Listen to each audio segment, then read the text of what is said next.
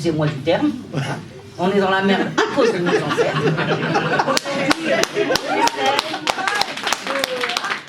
On essaye de faire en sorte que nos gosses ne nous reprochent pas la même chose. Parce que les premiers ancêtres qui ont merdé, ça a été les Almohades, les Almoravides. Les Almohades, ça a été des intégristes. Ils sont allés, ils ont ramené des tribus arabes qu'ils ont mis au milieu des Berbères juste pour nous foutre parce que les Berbères ne voulaient pas d'intégristes. Tout simplement, ils ne voulaient pas de dictateurs. Et nos ancêtres ont été les premiers. Il ne faut pas dire c'est les Arabes. Non, non. Tout ce qui existe aujourd'hui, c'est à cause des nôtres. À cause des nôtres. Hein. On aurait réagi il y a longtemps, on ne serait pas dans la merde qu'on est. Mais moi je dis, c'est pas fini. Hein. Je veux pas, moi, avoir tant de pessimisme. J'ai horreur de ça, surtout quand je vois ça des jeunes. Quand c'est un jeune qui parle. Mais non, mon Dieu, on n'est pas fini, hein, on est là. Et la preuve, c'est qu'on a tenu pendant des siècles face à tout ça. Hein. Attends, je pense que les ennemis sont toujours là. La graphie, voilà, la graphie. La fameuse graphie latine, la graphie tifina. Et puis on n'est pas en train de se prosterner devant le roi. Je m'excuse, hein. Parce que là, c'est une insulte vis-à-vis de l'Observatoire Amazir et du mouvement Amazir. D'accord? Donc nous, le Tifina, s'il a été choisi, c'est parce qu'on a passé une étape. Il y a eu 6 mois de débats et de menaces de la part des intégristes, islamistes et des arabistes. Les intégristes ont carrément menacé M. Chafek, qui était recteur, à qui on a jeté une lettre dans la voiture en lui disant « Si vous choisissez le latin, nous sortons dans la rue, nous foutons la merde, nous vous déchirons les bouquins. » Nous, on a dit, si vous choisissez l'arabe, vous nous imposez l'arabe, on va déchirer les bouquins, on va foutre la merde. Donc il ne restait plus que cette pauvre graphie. Moi, je l'ai appelée à l'époque la momie. J'ai dit, on ne va pas réveiller la momie. On m'a dit, si, on va la réveiller pour la foutre la trouille. Ben, on a réveillé la momie pour la foutre la trouille. Tout simplement. Mais c'est pas la fin du cas, c'est quand même la graphie de nos ancêtres. On n'a pas pu cracher dessus par la suite. J'étais latiniste comme vous, mais le jour où ils ont passé le Tifina, j'ai pas dit, non, je te crache dessus. Non, j'ai dit, ok, on a compris, gardons la momie, on va leur foutre la... Ils ont eu peur. Je vous assure que la momie fait beaucoup plus peur que la graphie latine. Quand elle sort dans la rue, la momie, ça fait peur. Quand tu écris Parlement en Tifina, ça fait beaucoup plus peur que si tu écris Abraman, tu l'écris en latin.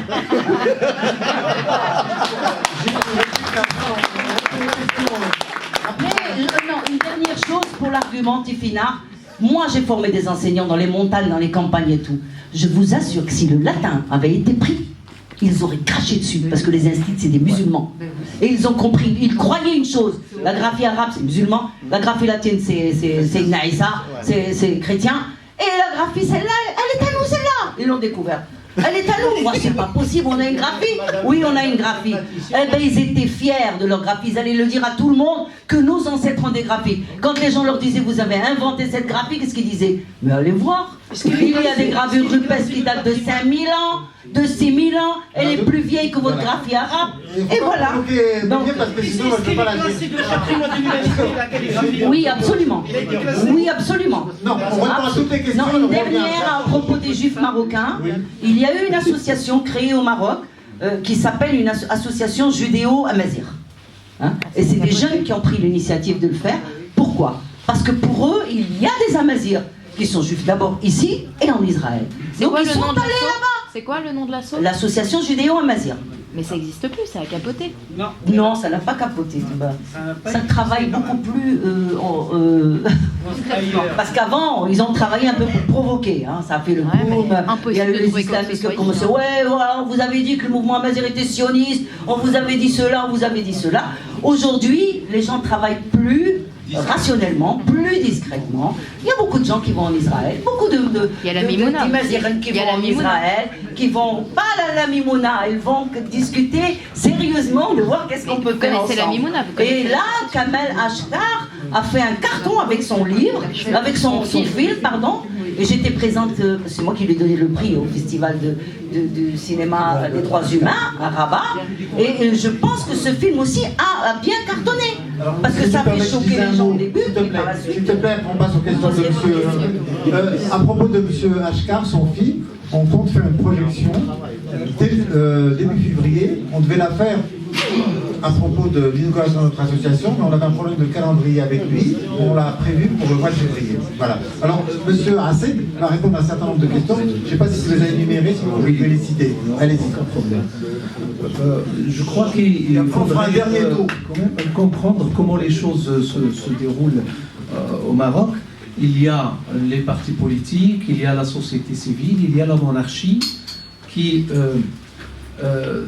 monopolise tous les pouvoirs et qui joue le rôle de maintien des équilibres. Bien entendu, cette monarchie a fait un pas vers une légitimité démocratique. Pourquoi? Parce que les Mazérins n'ont jamais accepté de reconnaître ni la légitimité historique de la monarchie, ni la légitimité religieuse. On n'a jamais reconnu. Pour nous, la monarchie n'est pas crédible tant qu'il parle de l'histoire, tant qu'il parle de l'arbre généalogique du prophète, ça ne nous intéresse pas. Ça ne signifie rien pour nous. Et on l'a dit, on l'a écrit, on l'a dit solennellement. Si la monarchie marocaine veut être crédible aux yeux des Marocains et des Amazirs, il faut qu'il soit une monarchie parlementaire et démocratique. Et c'est pourquoi on s'est allié avec le mouvement de la rue 20 février pour une monarchie parlementaire. Donc, la position politique du mouvement Amazir, ou notamment de l'Observatoire Amazir, se situe entre l'extrême gauche radicale et la tendance réformiste pragmatique. On accepte les acquis, on les reconnaît parce que ce sont le fruit de notre militantisme et de notre combat. Donc on ne peut pas nier nos acquis. Ce sont des acquis qui viennent grâce à notre combat. Mais d'un autre côté, on garde quand même une position et un discours critique vis-à-vis du pouvoir. C'est pourquoi on a, même malgré que la constitution marocaine a reconnu la mazir comme langue officielle, notre position a été contre cette constitution. On a boycotté, on n'a pas voté pour. Et pourquoi on a boycotté? Eh bien parce que la mazir, ce n'est pas uniquement une langue, c'est également la séparation des pouvoirs, c'est également le respect des libertés, et la gestion rationnelle des institutions, etc. Et tout ça, ça n'existe pas encore dans la constitution marocaine. Il y a la mazir officielle, d'accord, mais le roi monopolise toujours tous les pouvoirs. Il a tous les pouvoirs en main. Il n'y a pas encore un partage de pouvoir avec le gouvernement élu. Donc, on garde la position critique, mais on reconnaît à la monarchie son rôle de maintenir les équilibres. Et je vous donne un exemple, la question de la graphie. Pendant 6 mois, il y a eu un débat public sur la graphie, comment écrire la mazir. Les islamistes et les qawmiyin al-arab, les panarabistes, étaient pour la graphie arabe. Le mouvement amazir était divisé entre le tifinagh et le latin. Mais le problème au Maroc, c'est que même si l'IRCAM avait décidé le latin, ça n'allait pas passer. Pourquoi? Parce que le roi ne pouvait pas satisfaire les Maziran et créer des problèmes avec les islamistes et les partis politiques panarabistes. Parce que le rôle de la monarchie, c'est maintenir des équilibres. Donc il a fallu un consensus national. L'arabe ne peut pas passer non plus, parce que le roi ne pouvait pas satisfaire les panarabistes et les islamistes contre nous, parce qu'il avait proposé l'IRCAM. L'IRCAM, c'est une proposition de la monarchie. Nous, on l'a accepté. Si jamais il nous a imposé la graphie arabe, on allait se retirer de l'IRCAM. Donc la solution du pouvoir allait échouer. Et la question, ça s'est posé comme ça. Est-ce qu'il y a possibilité d'un consensus national? Eh bien oui, il y a une troisième graphie. Et cette graphie n'a pas été, c'est-à-dire contestée de la part des panarabistes ou des islamistes. On n'en parlait même pas. Et c'est la graphie qui est devenue le consensus national pour transcrire la mazir. Donc pour nous, on n'a pas été perdants. Pourquoi? Parce qu'on allait être perdants si on nous a imposé l'arabe. On allait perdre notre crédibilité en tant que mouvement amazir. On est sorti donc vainqueur parce que c'est notre graphie d'abord, et ça symbolise 5 000 ans, 6 000 ans d'histoire. Et d'un autre côté, on a on nous a pas imposé la graphie arabe, parce que la graphie arabe pour nous, ça signifie la tutelle de l'arabo-islamisme sur l'identité et la culture amazigh du Maroc. Donc c'est comme ça, on a considéré qu'on est sorti vainqueur. Mais les gens qui se sont tus juste après, ils ont dit, notamment les partis politiques hostiles à notre cause, ils se sont dit, voilà, laissez les Amazirs tuer leur langue et l'enterrer dans cette graphie. Ils ont dit ça. Bon, à partir de 2007, ils ont commencé. La graphie a été reconnue le 10 février 2003. En 2007, ils ont commencé à se mobiliser contre le Tifinagh. Qu'est-ce qui s'est passé entre 2003 et 2007? Eh bien, l'Amazigh a eu une reconnaissance internationale. Unicode a reconnu l'alphabet amazigh. Et puis, l'alphabet a commencé à faire sa sortie dans les milieux publics.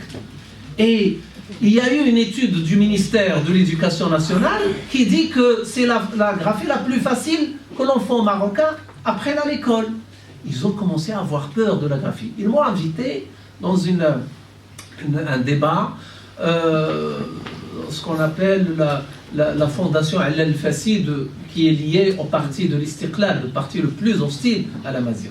J'étais seul entre tous les Istiqlaliens qui étaient là. Il y a eu un débat de 6h de l'après-midi jusqu'à 11h30. C'était un mardi. Eh bien, le samedi, ils se sont réunis pour créer l'association pour la défense de la langue arabe. Et ça fait 55 ans qu'on utilise le français au Maroc et qu'on utilise l'arabe, mais il n'y a jamais eu de... Chez vous, en Algérie, il y a l'association de Othman Sadi, le panarabiste raciste qui a créé une association pour la défense de l'arabe. Alors, ils ont fait la même chose en 2007. Après 50 ans d'indépendance, pourquoi ne pas créer cette association pendant les années 60, ou 70, ou 80? Pourquoi attendre jusqu'à 2007? Eh bien, parce que l'amazigh, pour eux, est devenu une menace pour la culture et l'identité et la langue arabe. Ils se sont mobilisés pour ça. Mais on a compris là que la graphie arabe, la graphie Tifinagh, a ce rôle à jouer sur ce niveau-là, sur le niveau symbolique de l'identité nationale. Maintenant, il y a Windows 8, Microsoft, qui vient de reconnaître également l'amazigh. C'est un autre pas au profit de la graphie Tifinagh. Ça n'a jamais été ni technique, ni pédagogique, ni uniquement, c'est-à-dire... c'est idéologique. C'est idéologique, mais c'est politique également, parce que la manière dont on a géré cette affaire, ça a été une manière politique, c'est-à-dire qu'il fallait un consensus national. Il y a Si tu permets, avant d'aller plus en avant pour répondre aux questions, s'il y a des gens qui souhaitent avoir des questions écrites, ils peuvent nous les amener aussi. Alors, c'est aux politiques de défendre la laïcité et non pas aux acteurs amazighs. Je ne suis pas d'accord, parce que les politiques au Maroc ne peuvent pas prononcer le mot laïcité. Ils n'ont pas l'audace ni le courage de le dire. Pourquoi? Ils utilisent le mot démocratie, modernité, pour dire la laïcité. Ils considèrent que le mot laïcité est mal compris, donc ça va avoir des conséquences graves, etc. Donc on ne peut pas compter sur les politiques parce qu'ils manquent de courage. D'un autre côté, les politiques au Maroc, ils sont liés au palais. Ce n'est pas des partis qui ont l'initiative et qui ont l'indépendance et la liberté d'aller de l'avant.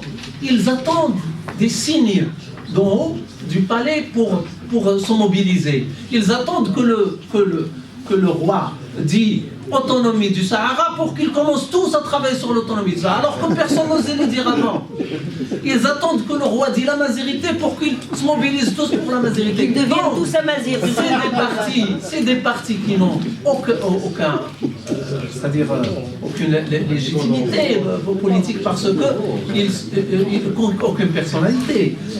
Donc pour nous, c'est vrai, on a été les premiers à manifester dans la rue à Rabat pour revendiquer la séparation de l'État et de la religion. On a été les premiers à parler de la judaïté du Maroc. On a été les premiers à parler de l'africanité du Maroc. Et on a été les premiers à parler de la dimension méditerranéenne de la civilisation marocaine. Personne ne parle de ça. le discours amazigh a été le premier et le seul discours qui parlait de cette diversité.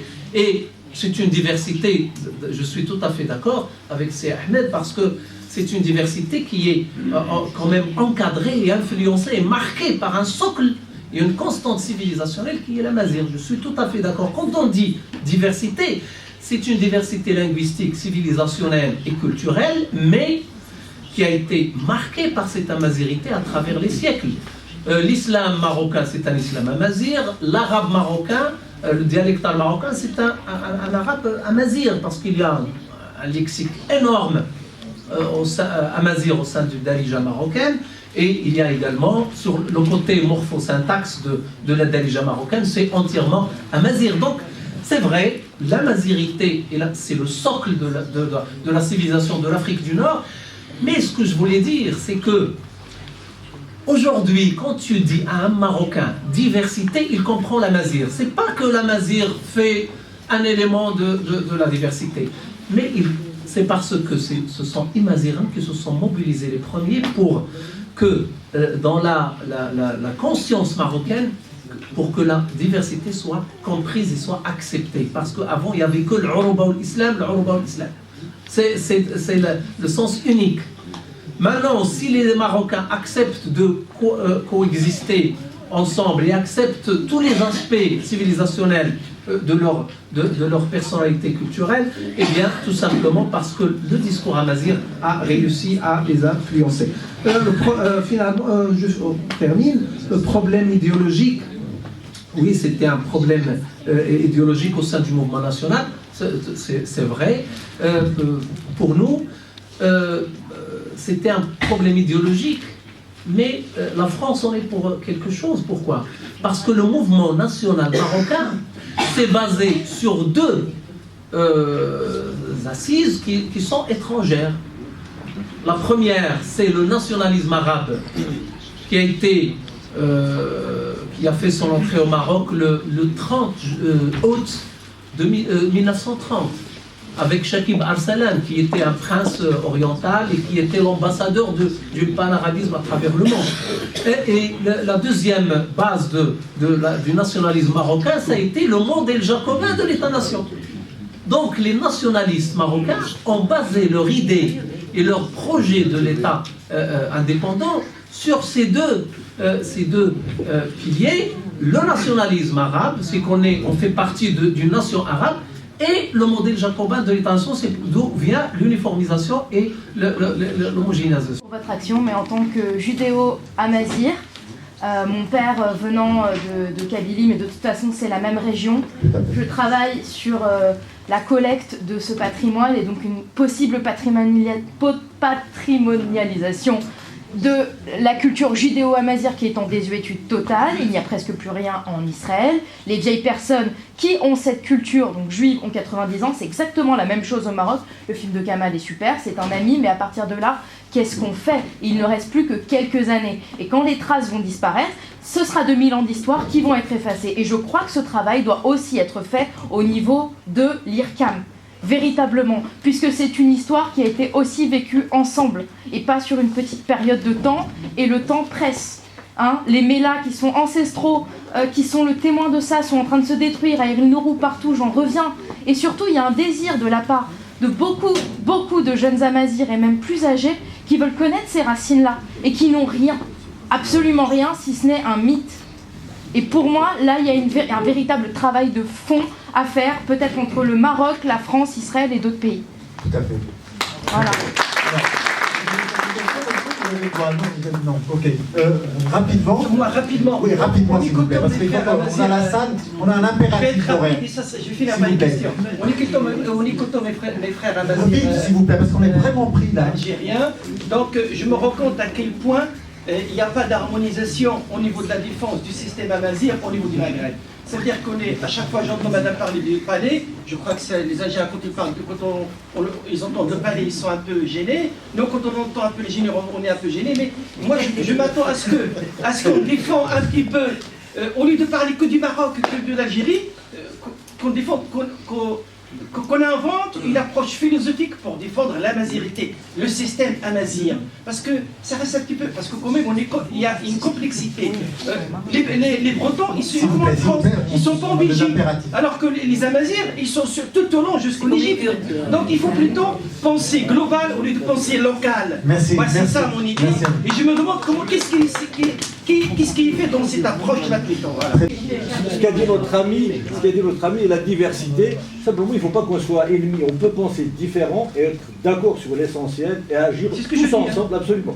Mais on n'a pas forcément à être identique, hein. Même s'il faut certainement être différent. Et par exemple, sur la question de graphique, je souhaiterais qu'on puisse discuter de manière apaisée. En ce qui me concerne, je suis Kabyle, élève de Mouloud Mahamel qui souhaite, en passant à toujours considérer la graphie latine comme une parenthèse. Je peux te donner des textes de Madrid disant ça. Donc le Tifinagh est à mon avis la solution. Je l'ai écrit en 1972, vous pouvez trouver ça à la Sorbonne, dans la préface d'un truc qui s'appelle Problème de notation graphique, c'est pour dire simplement que c'est différentiel et que le caractère latin aujourd'hui ne passe pas. Merci. On va répondre. Merci. Rapidement. Brièvement, Est-ce qu'il y a des travaux scientifiques et académiques qui ont été faits pour préparer la graphie Tifinagh, ben oui, il y a un travail colossal qui a été fait par les ingénieurs de l'informatique pour adapter cette graphie aux besoins de l'ordinateur et des institutions modernes. Il y a également tout le travail qui a été fait pour normaliser, le travail de normalisation pour la segmentation de l'écriture. Donc maintenant c'est clair pour les élèves et pour les enseignants. Alors il faut penser global. Je suis tout à fait d'accord.